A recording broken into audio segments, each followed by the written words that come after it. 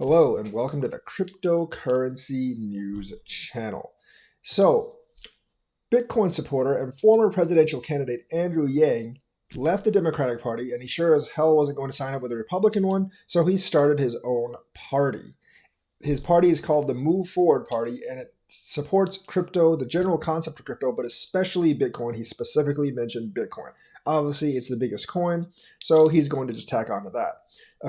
Andrew Yang, a former presidential candidate and a member of the Democratic Party, has announced that he's starting the Forward Party, which is obviously more of a progressive, at least economic party, and especially in technology and crypto. And obviously, people are going to ask him what sort of policy the party would have in regard to monetary manipulation and inflation, and asked if it would show support for Bitcoin as a solution to these issues. He said he was a big supporter of Bitcoin and the concept of cryptocurrency generally, and he actually wants it to kind of like fight off the inflationary model. Now, the inflationary model is just kind of how economics has worked for a long time. They print more of the money, it inflates 2 or 3% each year, and over the last 100 years, it inflates massively. Especially, it did inflate a lot. Right now, it's the inflation is probably 6 to 7%, but that's probably going to go down to 2 or 3 in a couple of years. And of course, during the mid late 70s, right after we got off the gold standard, things actually inflated a lot too. And of course, Andrew Yang is a big proponent of UBI, which is Universal Basic Income. That is a little too progressive for most people's taste in the US, but he does actually have a point because automation is going to quickly take away many jobs. You can go into McDonald's, see the kiosks in there, and they don't need as many workers anymore. If you look at mining is one of those areas where they try to blame immigrants and stuff, but it's really automation that's really taken most of those jobs.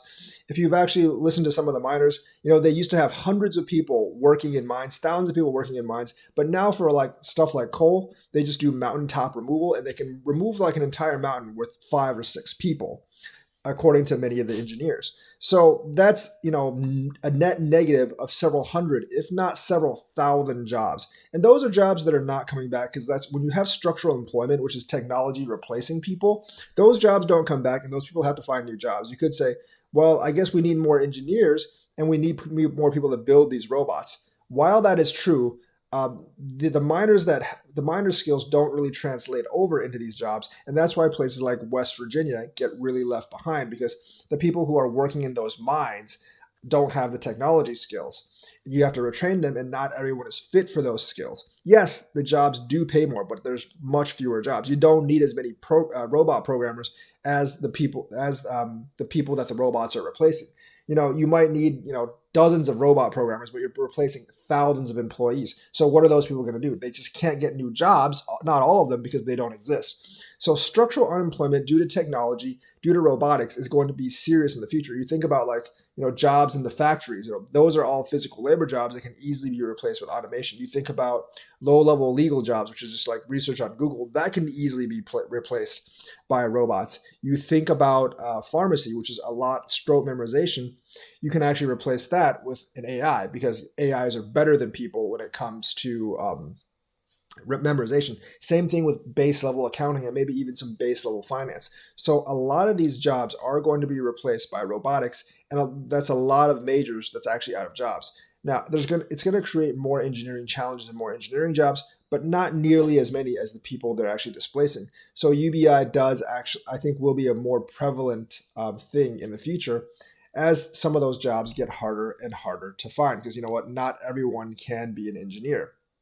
So the thing is, like, they're asking about, the concept of inflation and UBI. And he basically added, which is a really interesting quote. He says, who's to say that UBI has to be fiat? So not only is he promoting UBI, he is actually saying that they can give UBI directly in Bitcoin and not in US dollars. Now, that is a huge, huge change because that would basically mean people have to be able to spend Bitcoin everywhere. And that does actually mean that Bitcoin basically has to be legal tender. So if his party takes over, which is a very, very, very long shot, obviously, I don't know how big this party is going to be. If his party actually takes over, I think we will definitely move the US in the direction that Bitcoin or cryptocurrency will be legal tender and you can actually spend it. And that will be a way to combat inflation because as we all know, Bitcoin is locked at 21 million supply. So essentially, like not only are we getting a new party, which could be good for the United States. We have the Green Party and all these other parties, but they don't really matter because they never get any votes. But I would actually definitely support like a third or fourth party getting a decent amount of the vote, getting some seats in Congress. And I would also support, obviously crypto becoming legal tender, because if that happens, I mean, our investments will go up by quite a lot. And, this does kind of fight inflation because of a limited supply. Obviously, this does have like international implications. And if you have a limited supply of a coin, you can't just print more of that to actually help a place with like natural disasters and stuff. So there are problems with it, but this definitely has a path forward in the future. And it's an exciting concept brought by this new political party that he's actually starting. I hope this political movement actually does grow pretty big, and maybe one of the two main parties will pick it up as well. So he is actually calling for, maybe indirectly, but he's basically calling for Bitcoin and other crypto to become legal tender. All right, that is the news for today. Let me know what you think. Like and subscribe and hit that bell notifications button. Thank you and have a nice day.